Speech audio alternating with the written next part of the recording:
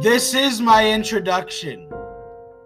Oh shit, I wasn't supposed to start like that. Well, anyways, since we're here, I am Red. How are you guys doing? This is What Keeps Me Up at Night. I know that's not the usual way you start this out, but I guess it's the way I started out today. With me here is actually Blue and Sky. Hello. Hey, how's it going? Look at that. See, look at that. Not completely forgotten. So, well, one thing that kept me up last night was, to answer the question, was low blood sugar. You got the diabetes. I got the beaties. You got the beats. The sugar beaties. Yeah. I was actually talking with a girl. We were having some fun. For purposes, her name will be Miss C. I'll see you later because I don't want to be talking to you right now. Listen, she was a nice person, okay? She really was. She was a gamer, okay? And we were talking about Mega Man, and stuff like that. Just nerdy stuff. Sure, I love nerdy stuff. Nerdy stuff is the shit. All right, so while I'm here and asking the questions, let's get to it. So, Sky, what kept you up last night besides the need to pee?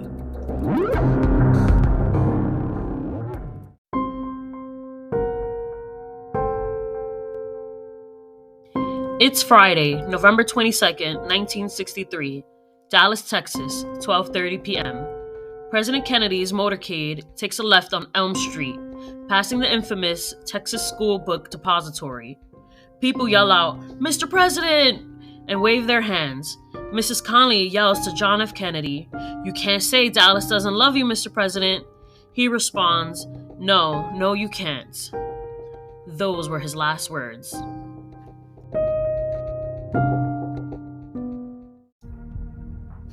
While the president is transported to the hospital, Lee Harvey Oswald is seen fleeing the scene, and he gets on a bus.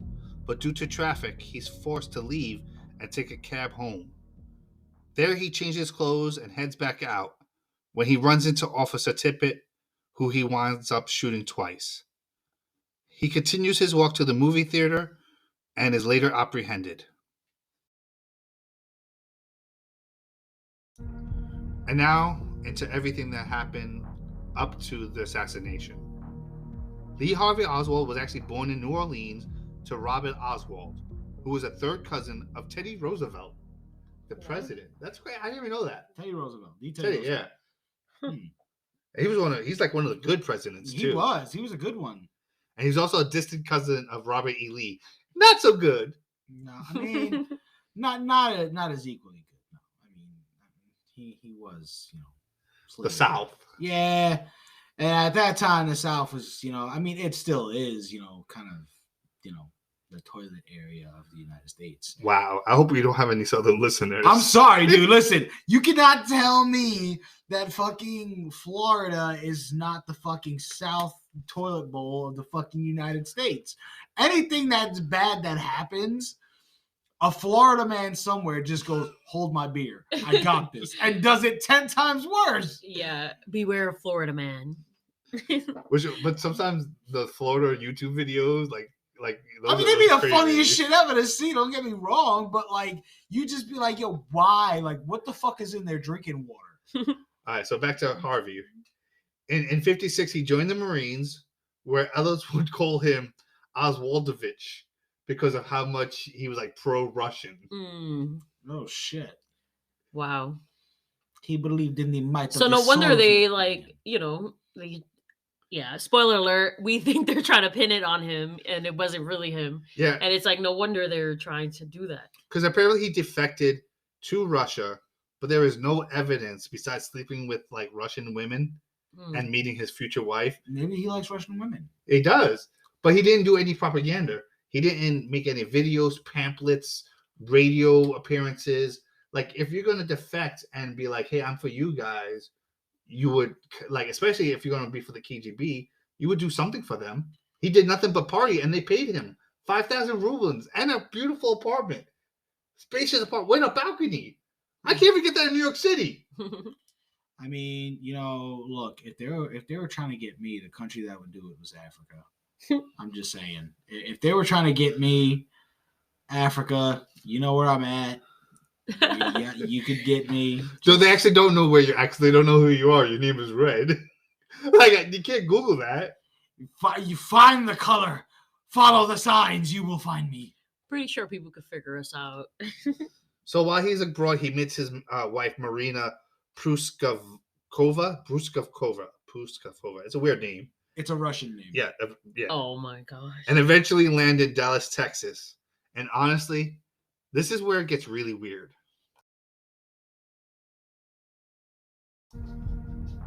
When he's in Dallas, he actually gets a fake ID under the name Alec Hidell. And he winds up buying a rifle and a handgun, a revolver. But why? This is Texas. And even in Texas now, it seems like you could get a gun really easy. Right? Yeah. I mean, he didn't want to tie back to him, I guess. I mean, Texas state law. So if he didn't want to tie it back to him, why didn't he could have just went to any local gun store and was like, hey, I'm Steve Prinatsky. I need a rifle. He could have went to the liquor store. Texas state law is you get a pistol whenever you buy a bottle of Jack Daniels. Yeah, so all they had to do was buy a bottle of Jack Daniels. Buy a bottle of Jack Daniels. They give you a free fucking revolver with the bitch. Why not do it? So I'm going to buy some Jack Daniels in Texas. So to me, it makes no sense to even get a fake ID to do that because you could literally just walk in and say whatever your name is, whatever you want it to be. But at the same time, he becomes friends with a guy named George, and I'm going to butcher this, George de Morenschiltz. What the George Morenschiltz. It sounds like he's being poked when he says it. Well, he's actually from Russia. Oh. But he's a well-known CIA operator who killed himself at home after doing a Reader Digest interview about the Kennedy assassination. Oh. So he was like, listen, this is my story. Bye, world. Yeah, and they said he killed himself with a gun, but no one had a gunshot, and there was no note. So he was just like, I'm going to kill myself for no reason. Was there a suppressor found? Well, even if it's a suppressor it doesn't completely... Does it completely muffle the sound? It muffles the sound. Like, you could still be some ways away and hear it. But once you get out of it, depending on the gun, so to speak. If it was like a small caliber handgun, you can be quite some ways away and you probably wouldn't notice that it's going off. I guess that's true. But it's definitely weird that already we just started this and somebody wound up dying in weird circumstances. I mean, my thing is if the gun and suppressor were never found, then you can't say, oh, well, he shot himself. Well, they said I think they had the gun with him because if he killed himself, there had to be a gun there. But it wasn't suppressed, was it? No. Exactly. So that thing would have said, bang, pull my devil trigger. And everybody would have known. So I would like to point out that this guy is not well liked.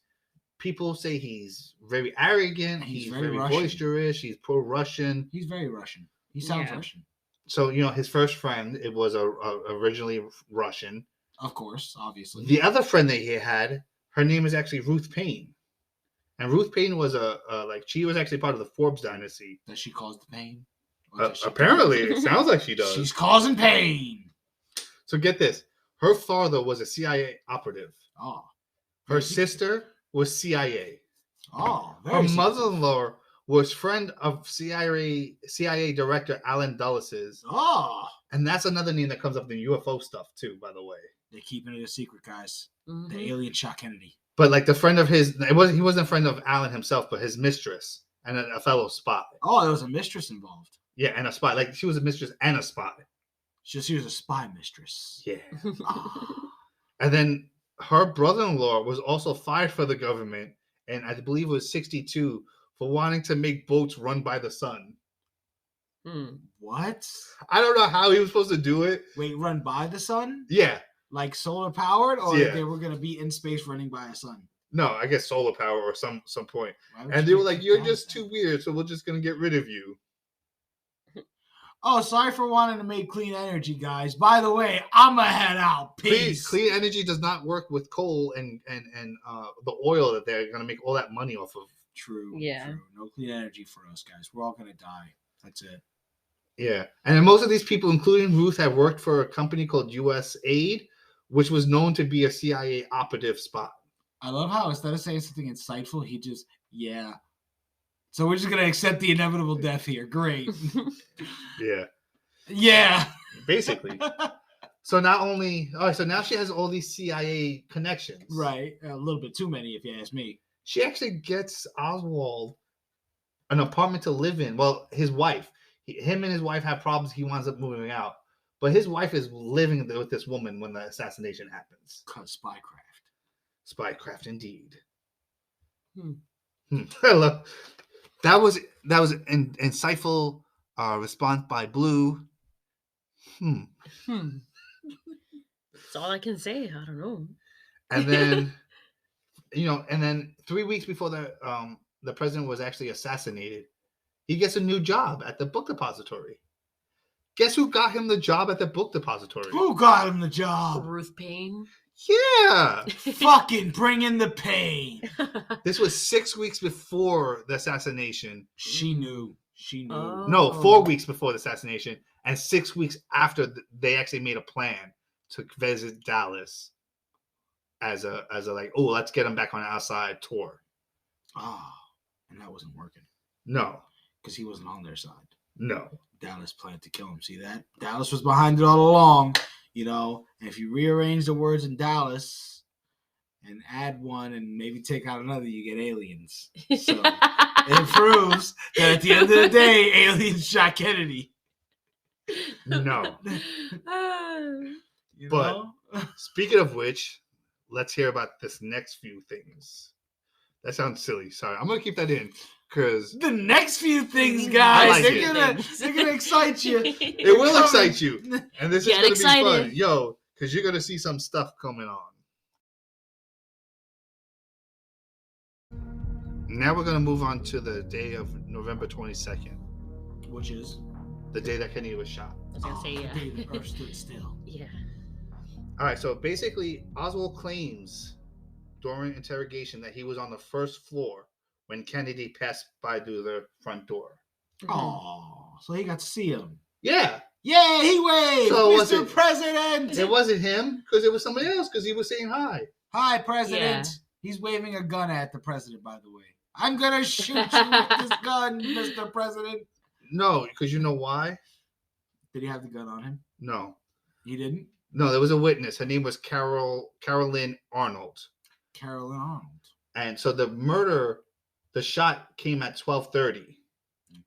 She said from 12:15 to 12:25, he was on the first floor, and then after that, he went to the second floor and had himself a soda. He ordered a Coke. He got a Coke from one of the vending machines. Okay.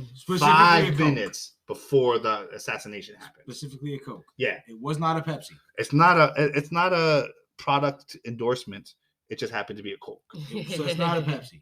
Coke, if you like to sponsor us, Coke, we're taking it, guys. I drink Diet Coke every day. That's it. It's diabetic. That's it right here. It's actually one of the few things we all have in common. It's Diet the best Coke. flavor. We love Diet Coke out Diet here. Coke. We had a couple of rum shots, and we had it with the Diet Coke. Diet Coke or nothing, guys. I got Diet Coke. Diet Coke or die.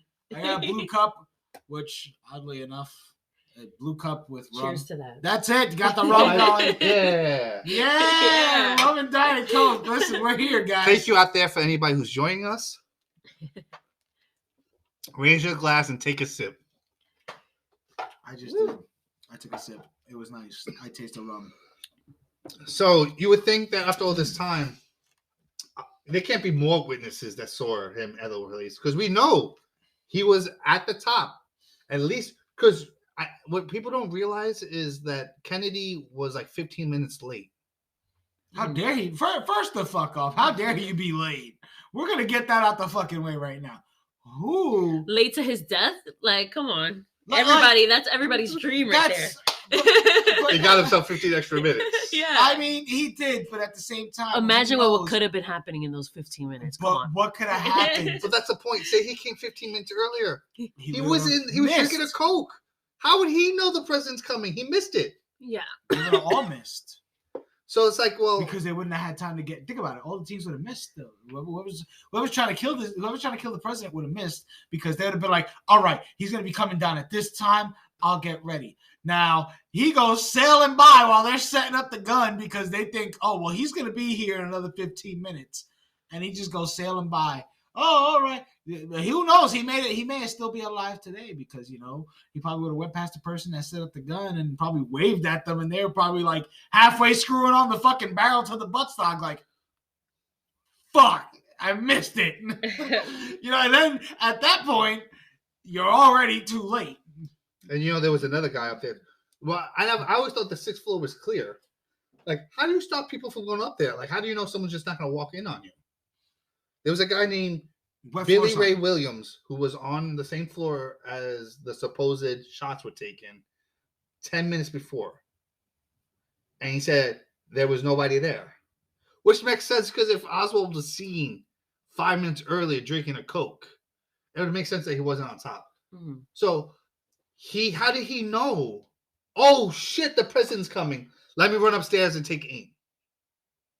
Somebody must have signaled him somehow, but maybe like an earpiece.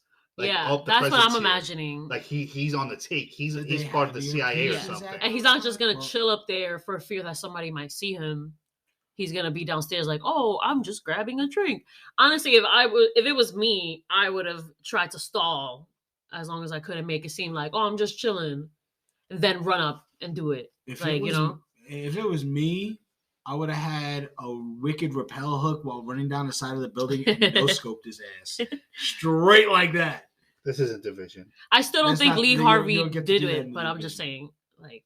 You don't get to do that in the Division, unfortunately. It's a pretty good alibi. Like, oh, I was on the 1st floor, 2nd floor.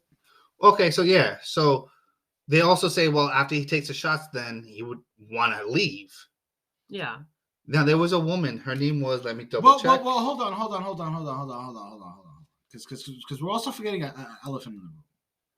All right? Mm-hmm. This is the book depository we're talking about. So there's bound to be people here. Mm-hmm. Yeah, they were actually working that day. Right. Okay, so within the building, glad we're all following along. So now, I'm no firearms expert, but I know enough to know that, even if it's in a building, if it's in a confined space, if a gun goes bang, you're going to hear it in that confined space. Oh, the echoing, yeah. Worse. Down the stairs and everything. Even worse there if you're outside where the sound waves have a hell of a lot more time to dissipate. Yeah. That's just the science of it. So how come nobody in that entire building heard a shot coming from the 6th floor? No, in fact, Carolyn Arnold, when she heard the shots, she thought it came from the right, which would make it towards the grassy knoll area instead of up and left. She actually said it came from down and right. Yeah. The fucking grassy knoll. Yeah, the grassy knoll. This is not going to be the first time. I mean, obviously, it's part of the conspiracy for a reason. There's just way too much stuff going on there. But, listen, here's the thing about the grassy knoll, okay? The grassy knoll is never to be trusted in any situation, all right? It's just not, all right? Because, 1, it's grassy, getting stains everywhere, possible mud. 2, knoll. 1, it has 2 definitions. Small little brush, and 2 is like this fucking hyena-looking monster that's trying to kill you. Now, that instantly makes me distrust anything with the name Knoll. Back to the conspiracies. That's part of the conspiracy. So after the shot rang out, they pretty much established, okay, fine. She did see him drinking a Coke after, because this was by the time he had a Coke, it was actually after the assassination. So was that like a celebratory thing, like a victory Coke? Well, I guess so, because apparently they're saying that after the shots were fired, let's backtrack a little bit. There are 2 witnesses, Victoria Adams and Sandra Scott. Okay. Both were on the floor below where the shots came from. Mm-hmm. After the 3rd shot, they got out the window and headed towards the stairs. Okay. The stairs are old and rickety. You can hear people trying to sneak down them because of the weight. Right. You would have definitely heard somebody, especially during that time. I mean, and not only that, think about it this way. You're trying to escape a place. So your frame of mind isn't, let me methodically get out of here. Or let me not take the scenic route out of here. You're trying to escape. The first thought in your mind, expedient exit. Yeah. Which is, there's only one stairs. And they go past both Victoria Adams and Sandra Scott. And both never seen them on the stairs. The first time they saw them was already in the cafeteria. Now, they said that these are old stairs to begin with in the 60s. I mean, I would assume that, yeah, they're going to make some creaking noises. And even if you're trying to be careful, they said it took him 60 seconds from after he took the final shot to wipe down the rifle, walk around and put the rifle to the side and go down the stairs, get to the vending machine, and take a sip of Coke before anyone even noticed. Because at that point, our officer... And he was on the 6th floor? Yeah. He had to get to what floor again? The first, right? Well, the cafeteria was on the 2nd. So he had to get to the 2nd floor. So that's 4 floors. Not counting the fact that this is an active building. Yep. So we're going to take that into effect. And also not counting the fact that there are active participants in the building moving out and about. Yep, they're working. So, within that whole entire time, no one seen him. Well, they did. Not on the 6th floor. Yeah. And you have an active building. Second off, the shot, should it went out in that building, everyone's going to look up. Yep. Because you're instantly going to recognize that loud bang from coming within the confines of the building. You can be in any building. If you shoot, that thing is going to... Tinnitus isn't even the fucking word if you're near it. Just please have your protection in, and you're not going to hear past the second shot. You know, after that, too, a cop came in and instantly was like, hey, I'm arresting you. And the guy was like, no, he works here. And he's like, oh, okay, move on. So that's why they believe that he was there, because an officer... First of all, why would the officer just try to arrest you out of nowhere? Hey, come here. There's no real description yet, because it literally just happened 2 minutes ago. Even now with phones and email and text messages and Wi-Fi, if someone got shot 30 seconds ago, I'm not in the building knowing what the person looks like already. It sounded like he already knew a description of Oswald. It was like, oh, that's him. I'm going to get him. And then the guy's like, no, it's okay. He works here. He's like, all right, fine. Someone else will have to get him. I think that's a whole other conspiracy theory. So you're telling me that this cop, that the boss of this place could have maybe saved Oswald had he maybe, been a good boss. But like, you know what, guy, how about I take you home for today? No, but he did get a ride there from another coworker who said he had something he called curtain rods, but apparently it was the gun. I actually think the gun was placed there before the shooting. Mm-hmm. We'll go into in the next part about fingerprints and stuff like that, but there's no evidence connecting Oswald to the gun. Mm. Well, one of the things that I'm still trying to just wrap my head around is how a person can clear 4 flights. Shoot a gun, wipe it off, stash it, run across a room, stash it. That's already like 45 seconds. Clear 4 floors. Which we gotta remember, these are old floors. Yeah. Not like nowadays where it's like I would see more compact and easy to come by. Still, old rickety clear stairs. 4 floors, running past active participants in a building. I'm sure on a staircase as well. Yep. To then get to a cafeteria.